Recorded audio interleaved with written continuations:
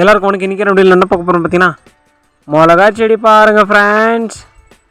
இதுக்கு பேர் தான் மிளகா செடியா ஃப்ரெண்ட்ஸ். அந்த விலைன்னு தெரியுது தான் மிளகா செடி பூவா ஃப்ரெண்ட்ஸ்.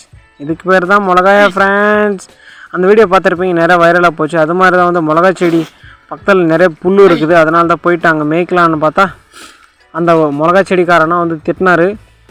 நீ வாடா தைரியமாக அந்த ஏரே கொடைன்னு வடிவேல் வந்து ஒரு எபிக் காமெடி இருக்கும் பார்த்துங்க. அது மாதிரி தான் நீ தைரியமான ஆளாக இருந்தால் வாயா கிட்ட வாயா, என் மாடை வச்சு ஒன்று சாவடிக்கிறேன் வாயா அப்படின்னு சொல்லிட்டு அவர் கொஞ்சம் கலாய்ச்சின்னு இருந்தால். நெக்ஸ்ட் வந்து மழை வர்ற மாதிரி இருந்துச்சு.